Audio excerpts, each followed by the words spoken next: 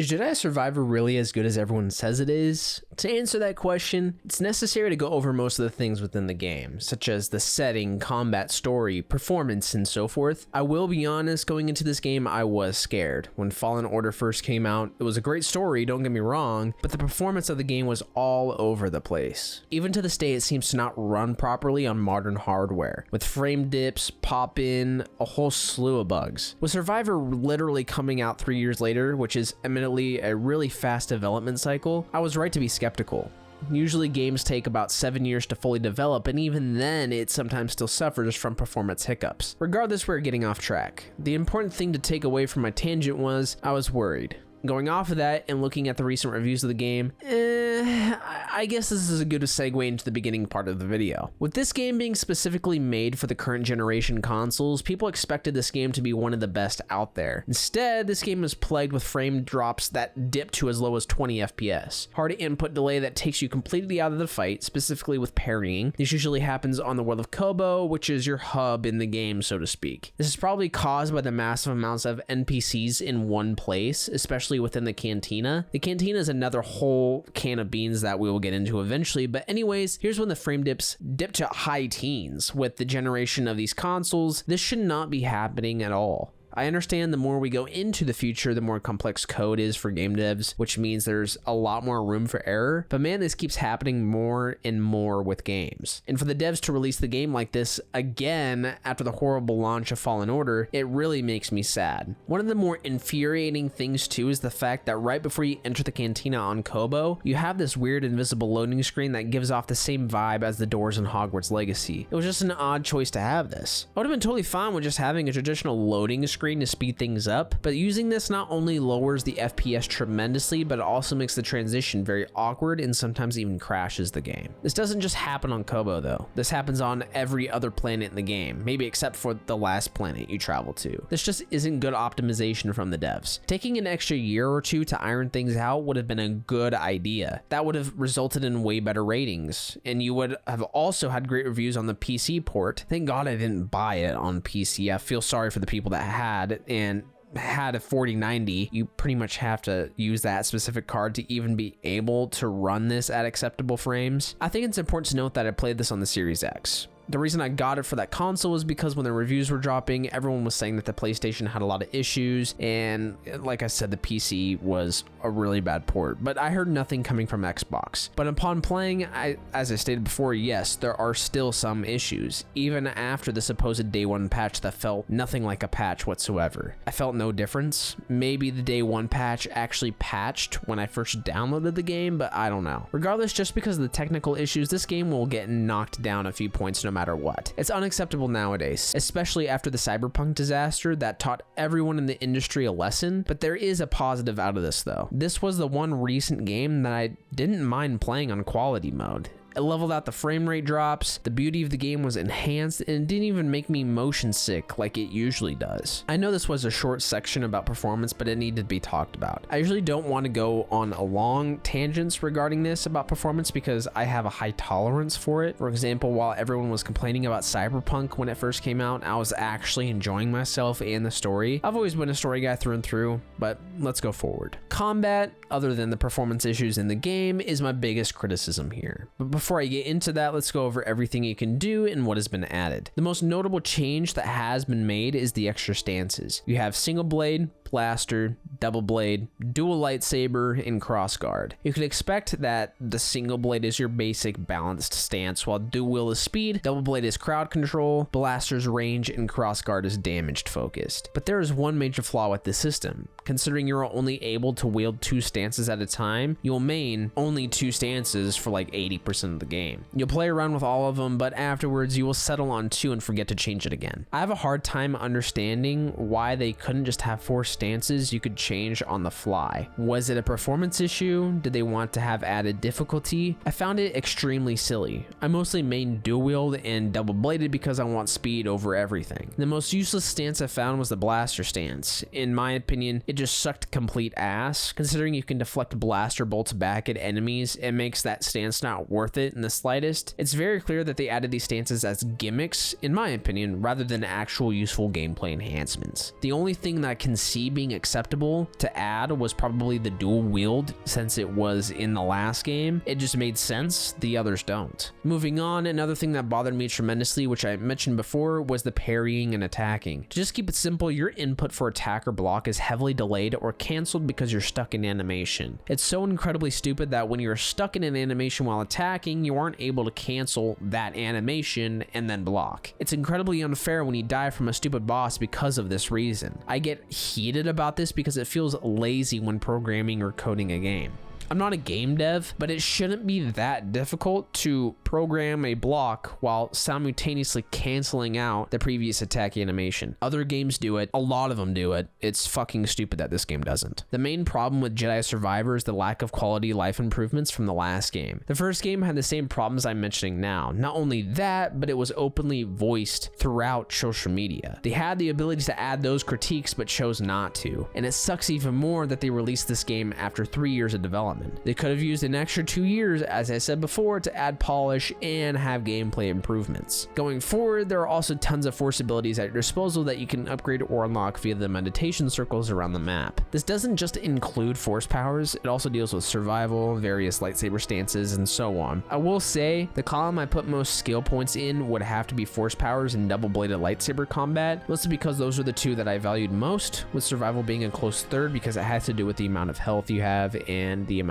of force mana you have. A lot of the upgrades have to do with abilities such as force pull and force push, in which you learned in the last game, but a few give you new abilities. And this time around, the skill tree is a lot better created instead of the not so good skill tree in the last game that wasn't really a skill tree. In the last game, if you really tried, you could upgrade literally everything in just one playthrough. Here, it's more of how you want your Cal to be, like a traditional RPG. Do you want to main a certain type of stance? Put all your points into that. Want to be mostly force-based Cal when it comes to combat? You can certainly do so. The main thing is you can't have everything. You have to pick and choose which you love. Though it is clear in which skill you should put your points into the most, such as survival and force. Don't get me wrong, you can go through the game pretty easily if you choose not to put 1 point into force abilities, but it makes things so much easier. The ability to force push and pull large enemies, the ability to stagger enemies, getting more force essence. I think it's what it's called. I'm not sure, but those abilities alone make the game a breeze to get through. Must needs in my opinion. There is another thing I do want to touch on briefly though.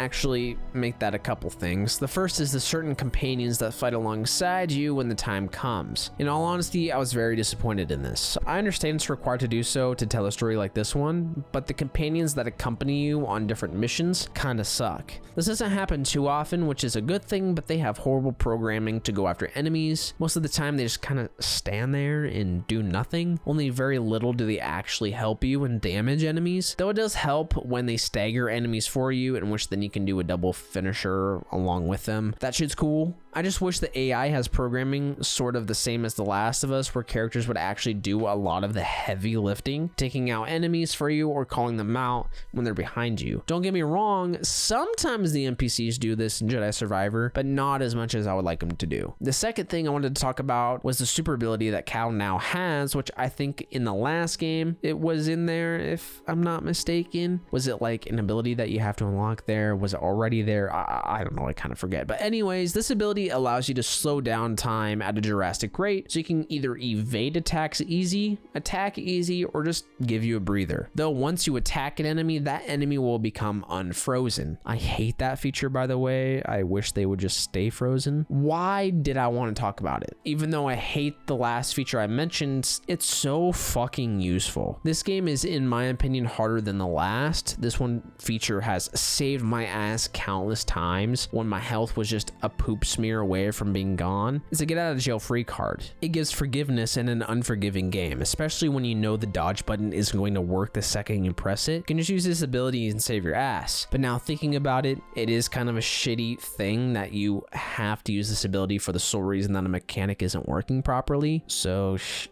shit, I guess. Regardless, it gets even better when later in the game the ability changes, which I'll get into later. Being honest here though, disregarding the criticism I had, this ability was welcome and I loved it. But let's go into the meat of this shit. What exactly does the level entail when you're playing? I hate to be the bearer of bad news, but usually when you aren't in combat, you're either solving irritating puzzles, parkouring and wall running, or you're going back to the same area constantly because you finally got that ability that allows you to proceed in that certain area. In my previous critique of Fallen Order, I mentioned that I didn't really mind the puzzles, parkouring, and that sort of thing. I have no idea what happened here, but that shit irritated the hell out of me this time around. There have even been times where there was a solid 15 to 20 minutes of no combat in just traversing. For example, I was trying to parkour my way through these cliffs with the air gusts constantly going. The section went on for way too long, especially when you just have to figure out how to stop the wind from blowing you in a direction. I think this is mostly because of my dislike of Metroidvania style games. In this game at least, I just don't want to spend most of my time going back to Kobo after getting a certain ability and maybe gaining the possibility to get more health canisters or cool stuff. I had no desire whatsoever. My main interest in this game was going through the story. I don't want to seek out the different bosses because the combat is so scuffed and delayed. I don't want to do more traversing to even be able to get to that said boss. I think the major downfall is this game didn't grip me enough exploration wise. And that's coming from someone who has ADHD and gets distracted by everything. Also, the rewards were pointless. Besides health canisters and combat trials, you really only get cosmetic items that make Cal look ugly. Also, you get these weird perks from blue crystals. I didn't mess with that too much. It felt like a gimmick that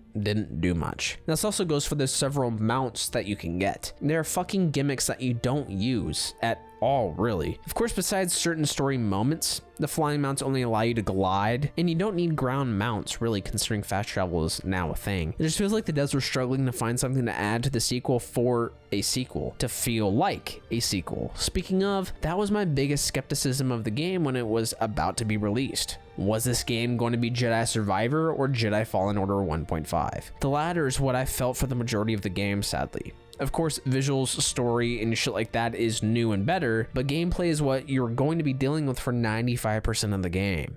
If that much of the game is essentially copy-pasted with pretty much no fixes to critiques, I consider it uninspired and a sequel wasn't warranted. The devs were like, hey team, I think we should add pointless gimmicks, promote them as new features, and that will hold over the players. It's fucking sad. I wanted so much more. At least God of War Ragnarok added Atreus gameplay, a brand new weapon that plays completely different, new companions that actually help you, even more responsive combat, and so forth. Jedi Survivor did all of that, but didn't execute it properly. The new stances became negligible when you only stick with 2 for the majority of the game. The companions suck ass gameplay wise. Spoiler alert, we play a seer, but it felt forced as hell and I didn't like it one bit. It felt like a copy-pasted God of War character swap moment, honestly, and the combat in this game is just as unresponsive as the last. Sorry for the rant. But this brings us to the different worlds in which you can travel to. The biggest one being Kobo, which I mentioned before. This planet is essentially a hub for Cal and a mini open world, so to speak. I will say, even though this planet causes the most frame drops out of anything in the game, it is nice to see a hub area added to the game. Here you have places you can shop, talk to NPCs for side quests, gather bounties to take down, and so on. All of this is great on paper considering it is just more content for you to get lost in. The problem is though, for me at least, I didn't really care for the side quests, purchasable things, the bounties to do. It just didn't intrigue me enough. Plus the side quests kind of suck. They aren't really even quests if I'm being honest. Most of the time the NPC just asks you to go kill something and that's literally it. I'm going to keep making this connection, but this game is just trying to be very similar to God of War Ragnarok, or at least may or may not have taken inspiration from it in the last years of development. In God of War, the side quests felt like side quests. You were pushing forward the narrative. The story lived through the side quests, and even sometimes they were better than the main story. In Jedi Survivor, the side quests are mostly one-offs. The only thing they do is add some liveliness to the cantina that Grease owns, causing more conversations to occur. It wasn't interesting, so I didn't play with them a lot. Other than Kobo, the planets included Jeddah, Coruscant, the Shattered Moon, Tanalorr, and Nova Garon, with the bigger planets to explore being Jeddah and Kobo. What I figured out after getting through all the planets the first time is it feels like all the other planets besides Kobo had less exploration than the planets that were in the first game. It felt super weird and it like a downgrade even though Kobo was huge. Let me explain.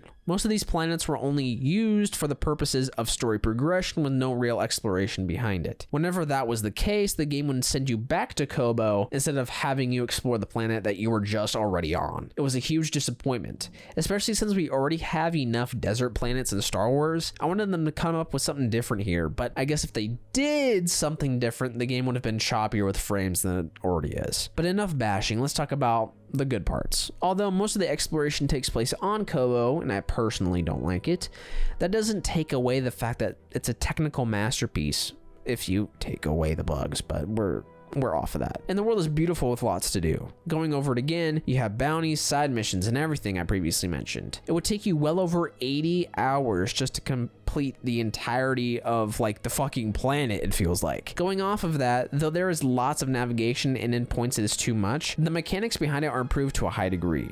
Climbing is fluid and quick. Having the double jump right off the bat feels natural and makes the game more fun, and the same goes for force push and pull, even when the mounts are necessary. For the most part, including them doesn't hurt at all. Also, don't even get me started on the set pieces that are in this game that goes hand in hand with the planets, especially when you're on the Shattered Moon. Jesus Christ, that skybox on the planet is fucking out of this world. Just the colors they use are amazing along with everything else. Regardless, we have gone on about gameplay and worlds long enough, why don't we get into the actual meat of the game. The game starts off in Coruscant with Cal being supposedly taken prisoner by some mercenary group. I do want to say that starting off, the game with Coruscant was an interesting move, mostly for the reason that they could have used this as a set piece later in the game with greater awe to the player, though I will say that it still gives me awe at the start.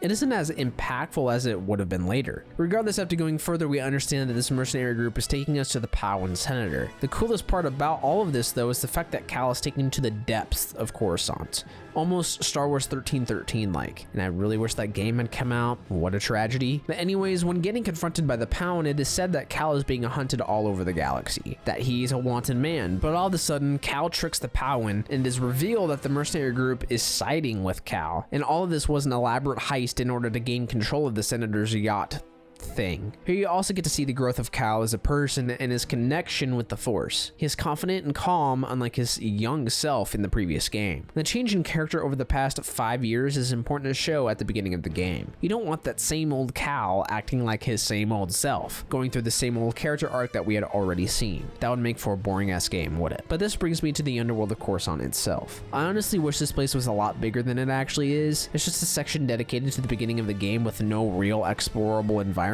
They missed the mark here. They did so well with Kobo and then all of a sudden stopped here. And speaking on that, you also get introduced to the map system and it sucks just as much as the last game. Maybe a little less, but sucks nonetheless. This was one of the biggest criticisms of the last game, and to see them not really touching on it here was disappointing. The only thing that is better is the highlighting of the available paths to explore. It's whatever though, I guess. Fuck the fans. But going back to that mercenary crew and them working for Cal, we get close to one in particular, and his name is Bode. Bode is, well, he's for sure a character. I'll touch on him later, but for now, I will say that he gives off a weird as fuck vibe, but seems chill at this moment. You can tell that Cal has history with this character, and because of that, you hesitantly trust him. But that doesn't always work though. Again, I will tell you why later. Also, they have to stop using this voice actor for literally every character in a video game. I know it's kind of rude to say, but damn, this guy gets hired for every single fucking AAA game. Mix it up a little bit and hire someone different. The uniqueness of the character gets stripped away because of it. It's the same as when a character is voiced like by Troy Baker. It's fine for a few characters here and there, but when he's in most new AAA games, you get tired of the voice. Straying away from the negative and going into the positive, the newest addition to Traversal I forgot to talk about was the Ascension cable. It's something so little in the grand scheme of things, but when you add faster movement and traversal to a game that heavily relied on it in the first game, it makes a hell of a difference. Try going back to Fallen Order after playing this game, you'll wish you had that same ability. Pivoting back to the story, here we get to see Bode's motivations. When talking about the job they are doing, Bode pulls out a hologram of his daughter Kata. He wants a safer place for her. He claims that the Empire is making things things hard on them every day. At first impression, it's a no shit moment, but later it becomes different. Most of it for the better, some of it for the worse. Eventually we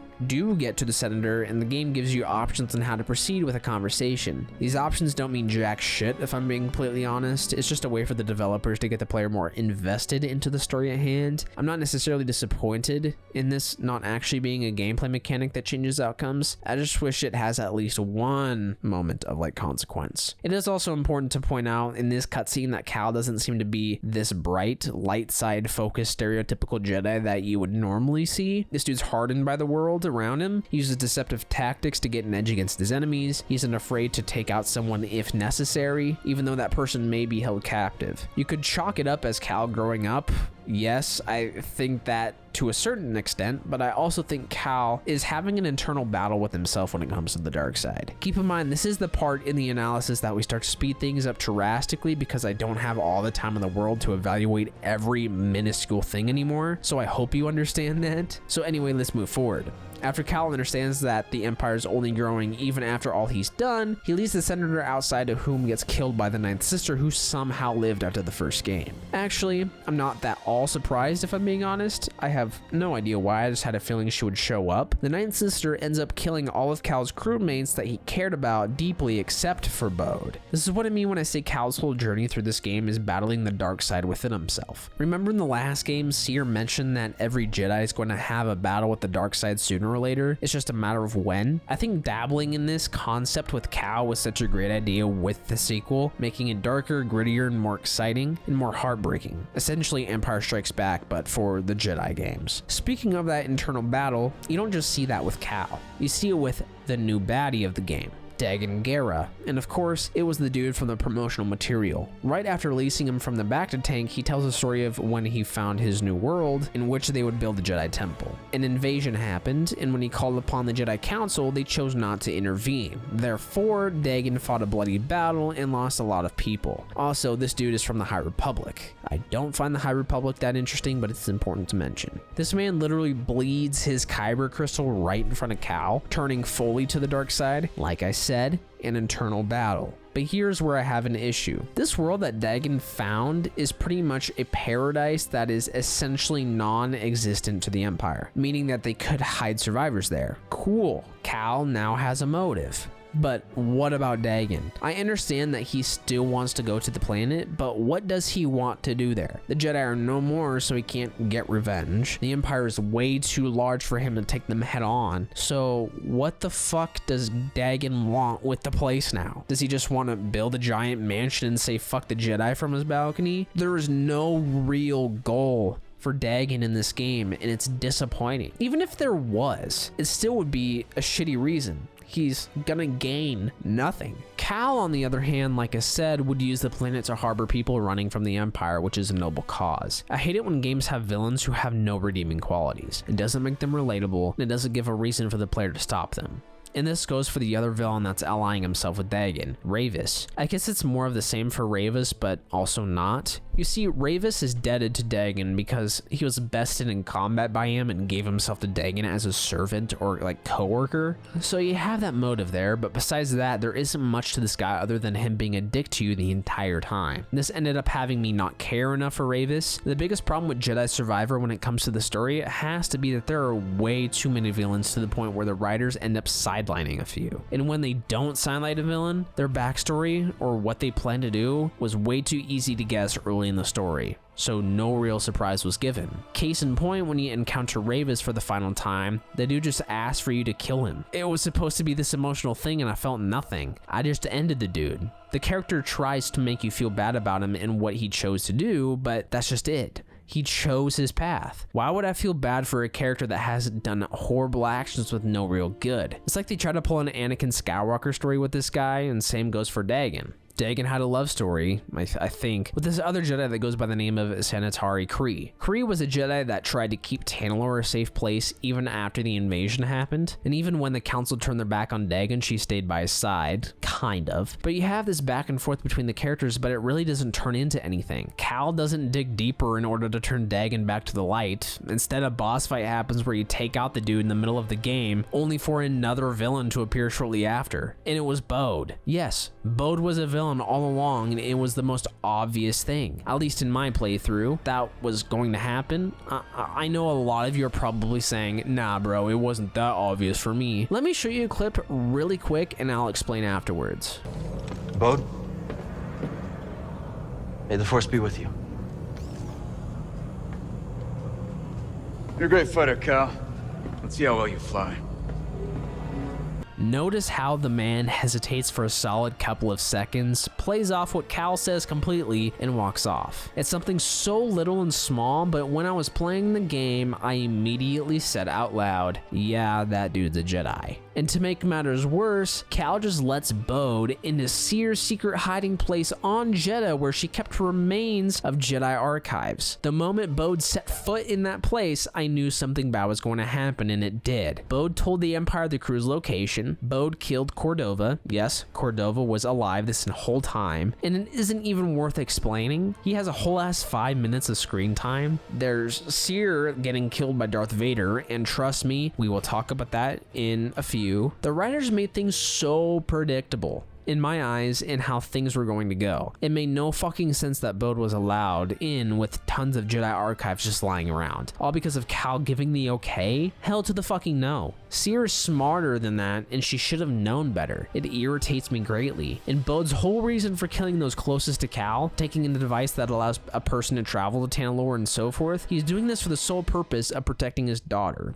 It is a selfish cause, but a noble one. Though Cal did offer Bode to come with him, of course, but to allow the planet to be a haven for any remaining Jedi. Bode didn't like this for whatever reason. It was never clarified. The Empire won't be able to reach the planet anyways. They have no key for passage, and they don't know the way in which Cal inevitably takes. There was no reason for Bode to be scared at all, so his motivations for wanting the planet all to himself was fucking stupid. And to make it worse, when we follow Bode to see what he's up to, he is apparently a spy for the Empire. Him and Kata were living at a secret CIA-like headquarters for the Empire, so after all of this fiasco, Bode has put Kata in danger regardless. Literally none of this makes sense when it comes to the safety of Bode's child. Plus, it is also revealed that Bode's sole mission was to infiltrate Cal's team and learn what they're up to. This is pretty much the only part of the entire thing that actually makes sense. I think the best part about this though is when Cal tries to get close to Kata, Bode's child. You find out about the fate of her mom, how she feels about her father, if she feels safe or not, and so forth. Getting close with Kata scratched an itch I haven't felt since the last time I played The Last of Us or God of War, where we have a story of parenting and love. Though part of me also wishes that the Jedi games don't follow this route, considering there are one too many games that have this same plot. But regardless, of course, you have a big boss fight with Bode, become a father figure to Kata, and pretty much the game ends. Before I go deeper into the other characters in the game and how they work with the plot and how they interact with Cal, I think the villains lacked greatly in this game. Fallen Order worked so well with the Inquisitors. The story of the second sister and how she was actually a Padawan to Cere, there was no real emotion there. You wanted to find out more, you wanted to see the change in Cere as well as the second sister. It was intriguing. Here, it just feels like they put this shit together hoping it sticks. Dagan Gera was a shit villain who was lazily written. Rayvis did not have to be in this game at all. His only role was to be Dagan's bitch. And Bode's whole reason for being evil was stupid in all honesty. I never felt real emotion with these characters. I wanted a little more depth than we already had, but I never got it. This was Jedi Survivor's biggest downfall, and unfortunately, that connects with the overall plot. I don't necessarily mind the idea of having Tanalorr be a haven for remaining Jedi running from the Empire. The problem is the journey getting there. I didn't care for Dagan or Kree. I didn't care for Rayvis. Bode just irritated me, and the traversal in this game made me madder than me enjoying the game. It's a shame. The major characters in Fallen Order, as you can assume, are still in this game, such as Grease, Cere, Marin, BD1, and so forth. Anyways, let's talk about the relationships that Cal has between these characters, starting with Grease. Grease in this game has a significant upgrade in terms of screen time and character development compared to the last game. Here, this character struggles with getting out of his comfort zone. He of course has his own cantina, has his own home, and so forth, but he refuses to go on another adventure, refuses to deal with the issues of the Bedlam Raiders, and doesn't make any significant changes to his cantina when it comes to fixing things up. He also hasn't changed in regards to critiquing other people when he has no place to. He doesn't have trust with those around him, in other words. The biggest thing that he believes in this game at least, would have to be keeping the gang together. Considering throughout the game, it is mentioned that a falling out happened, not in the way of something bad happening, but in the means of everyone wanting to do their own things. Marin wanted to explore the galaxy. Cere wanted to complete her mission of getting remaining Jedi to safety. Cal wanted to continue his mission of bringing down the Empire. Grease was pretty much the person that was forced to settle down on his own. I guess you can say that Cal also wanted to group together, but under different circumstances. But like I said before, this sets up a nice character arc with him. During the game, when Cal first connects with him again, and conversation goes along the lines of Grease wanting Cal to stay with him, finally settling down, starting a family, and so forth, but Cal doesn't budge. The character arc with Grease is understanding that you can do both. You can go on adventures, do good in the galaxy, but you can also have a home to go to, which is exactly what happens at the end of the game. They all settle down on Tanalorr doing the right thing. I think Grease's biggest strength in this game has to do with his dialogue in terms of comedy. He has his serious moments, sure, but whenever you let him be his own self, Greasy Money, you always make the players laugh. There was not one moment where in the game I felt annoyed when he was on screen. Every time he was there, my eyes were glued to the screen. It takes a certain amount of skill to do that with a character that is mostly dedicated to relieving serious moments. And because of that, I want to commend the writers. They did an amazing job. If I were to give criticism to this character, I'd say that they didn't have him do enough. With Merrin, you fought alongside her. There was mechanics involved with her. This includes Bode as well. Cere had a section in which you literally played as her. Grease, however, gets none of that.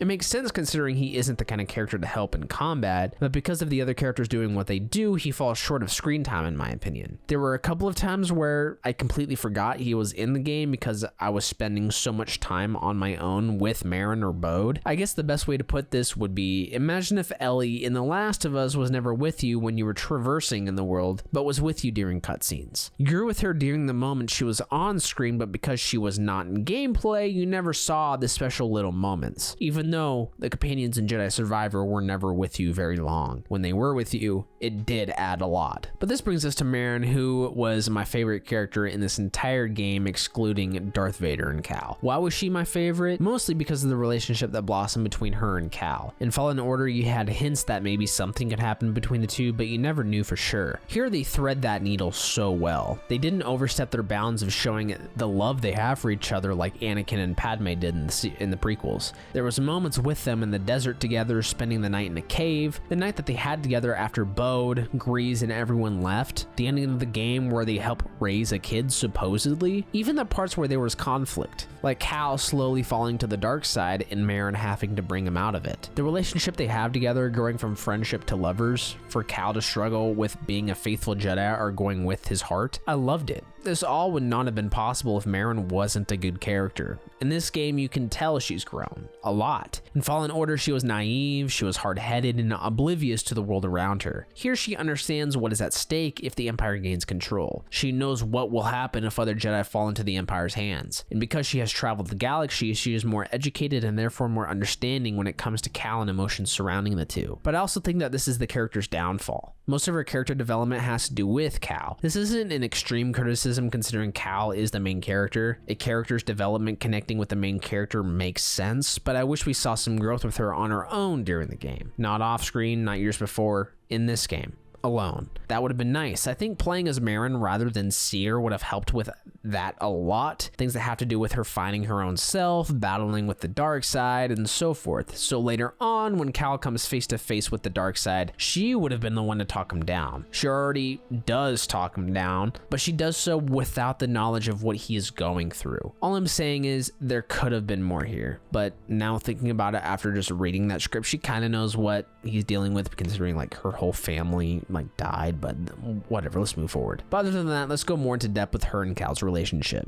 During the end of the last game, there was quite an intimate yet odd hug between the two. During that, I wanted to see how the relationship would prosper. Here, you for sure see that blossom romantically. After Cal and Merrin see each other again, they spend the night together in the desert after a storm. It's implied that they sleep together and claps in cheeks. The moment's very intimate, telling each other what they have been doing for the last 5 years, what adventures they have both went on, and how they miss each other.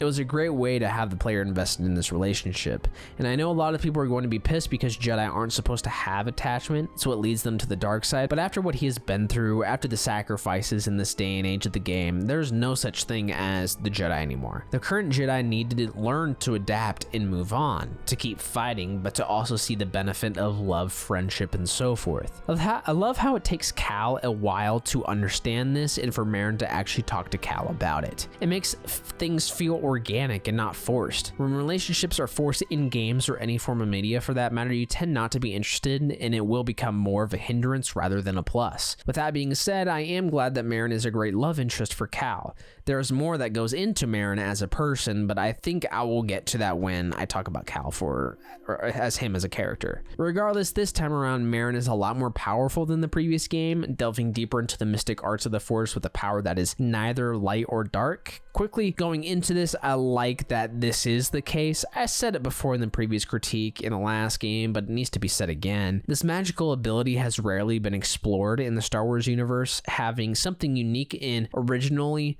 specific for these games, the Jedi games, is a great idea, but let's move forward. You can for sure tell that Marin has come a long way. Her character growth stems from the previous game and it's done well. She was an amazing character in the game, and honestly, maybe she's better than Grease, but I'm not sure. Now on to Cere. Let's just say that Cere was probably the most underutilized character in this game. It felt like she should have gotten more screen time than she did. She was essentially a glorified side character in comparison to the entire crew. It sucks even more that Bode was the one that essentially replaced her. During this entire game, you only interact with Cere a couple of times, and it's only on the planet Jedha, where you talk to her, do a mission, and come back to regroup. You do this a couple of times until eventually the Empire storms the base and Darth Vader kills her. She has no real character growth other than becoming more powerful in the Force, I guess. Just from the last game to now, the only growth she had was just what I said. You don't see the progression, you don't see the inner turmoil, you just accept it. And because of this, it makes it hard to get closer to her. When Darth Vader took her out, I was sad, sure, but it wasn't an emotional moment like the devs wanted it to be. In all honesty, I was just pissed that Cere held her own against Vader. It made no sense to me. The problem again is you just have to accept everything that is told to you about Cere. You have to accept she is more powerful without proof of training. You have to accept she is now a way better person with no explanation of what happened in the 5 years. Her character was poorly thought out. And it sucks even more because in the last game, yeah, sure, she had a character arc, but it wasn't a huge one in terms of like, did she get more powerful? What did she learn from her past mistakes? The only thing she really learned was to forgive herself, but that was pretty much it. There was nothing other than that. But that's all I can really say about Cere. We don't see her enough to actually have a full-blown breakdown of her character. The only thing we get from this character is an introduction and a closure. Seeing her again was pretty cool. Even seeing Cordova alive was pretty cool. But after that, nothing really of note is worth talking about. You play as her for a bit, but it felt like a gimmick rather than something that was necessary. The closure is seeing her funeral pyre, but I wasn't that pressed to see her pass. It was more of like an oh well rather than an oh shit. They dropped the ball hard with Cere, and it makes me think what the game could have been like if she was written properly. I guess we'll never know. The last person we need to talk about is Cal himself. Cal, to say the least, has grown a lot in the last 5 years, as I have said previously. He's more confident, more arrogant, though understanding at the same time, and you can tell that his connection to the Force has grown as you can expect. Through the beginning of the game, you're introduced to the relationship between Bode and Cal and how that progresses. The same goes for the other squad mates in the previous game. What this game does well is introducing those characters again to Cal in a timely manner. It never happened too soon, it never happened too late. Though I do have some questions on why they showed Cordova and Cere so little and just kill them after. The rest of the characters thankfully don't fall into this trap. But I have one theory here as to the name of Jedi Survivor and how it pertains to Cal in this game. During the entire game, as I've stated previously, the main focal point is internal struggles with the dark side. We saw it with Bode, Dagan, as well as Cal. Now, which of those individuals survived the temptations of the dark side? It was Cal. That is the reason why the game is named the way it is. It was this whole game's theme. Cal lost almost everyone he cared about. Cere, Cordova, his crew. Bode betrayed him. There was even gameplay mechanics that enhanced this. During the late stages of the game, instead of Cal's traditional power of force stasis, you instead have the option now to embrace the darkness. This causes Cal to go on full-blown rampage while also slowing down time, mostly one-shotting lower health enemies and a couple of shots for higher health enemies. Even when you go into your skill tree, the dark and red hues in the menu show the darkness inside of Cal. This makes the story so much more interesting when you let the player control the darkness instead of just witnessing it. And going off of this, This was the best part of the game in my eyes. The story was at its all-time high. I was so invested into what was going to happen next. It's a shame, though, that this feature only lasts a couple of hours until the end of the game. At that point, you don't have the ability anymore. This isn't a bad thing per se, I just wish they would have kept that ability in there. But straying from the tangent, I do think Cal's eternal battle with the dark side was a great and understandable plot. Facing the dark side and still choosing the light is no easy feat to tackle, especially in a video game. I'm not saying that the story was great, but that added element really sealed the deal for me on if this is a great game or not. It wasn't the added customization to the lightsaber hilts or Cal himself. It wasn't the traversal. It wasn't the combat. It was as simple as witnessing this character change, and just that little detail made a semi-decent game into a pretty fun one. Everything else about Cal, though, I've mentioned through other characters. Overall, I think this game did well in some areas and poor in others. The story itself was engaging enough. The internal struggle with the dark side and Cal was something amazing, and just being in the Star Wars universe again was a blast. But when it comes to the combat, traversal, level design, quests, and so forth, this game really does fall flat. I love the openish environments from the first game. Here it really didn't feel open other than Kobo. Don't get me wrong, I love Kobo, but I also want it on other planets. I don't want to go through an entire planet, unlock an ability, then have to go to Kobo in order to explore. I want it to happen on every planet. At least for me though, story is the thing I gravitate towards most of the time. So when that area of a game succeeds, that can usually do it for me. So because of that, I will be more lenient to Star Wars Jedi Survivor. So without further ado, let's go through the rankings. Last is not even close. This is when the game has a lot of work to do, the game has a lot of bugs, unfun gameplay, and the story is lackluster. Next is it has potential. This is when the game has some pros and cons, but unfortunately the game has more cons than pros. Second best is amazing. This is when the game is a blast, it has a great story, has some issues here and there with other systems, but it doesn't take away from the overall fun. The best is masterpiece. This is when a game is so great that it deserves to be in the Gaming Hall of Fame as one of the greats. The story was masterful, the combat and gameplay systems were tremendous, and a second replay is warranted. Jedi Survivor gets that it has potential rank. It mostly gets this because of the overwhelming bugs in the game, delayed combat inputs, and a sense of they could do a tad bit better when it comes to the story. Don't get me wrong, I still liked the game. Seeing Cal struggle, seeing the relationship blossom between him and Marin, seeing Darth Vader again, it was all cool as fuck, but I could not get behind the combat and traversal. I died so many times to unfair things. This made the game actively unfun. I would press the button to parry, but I wouldn't parry unless the animation finished. Whatever, I guess I should just get good. Anyways, thank you so much for watching my videos. It means so much to me, and I hope to make better content in the future with different types of videos from now on. But don't worry, I will still be doing these analysis videos. I just want to branch out a little more, you know? And also, this video, as you can see, is probably going to be shorter than all of the rest. I think this may be the format going forward, may not, just depends on the game. I work a lot. I'm not going to be able to just nitpick every single thing in a game. I don't have that kind of time anymore. So maybe condensing it like this, going through the story, the main beats, things I like, things I didn't like, and just it's a review, but it goes a lot deeper than a review, but has like more a tad bit more length to it is what I'm trying to say. But and when it comes to other videos, I'll probably do like news, I'll probably do like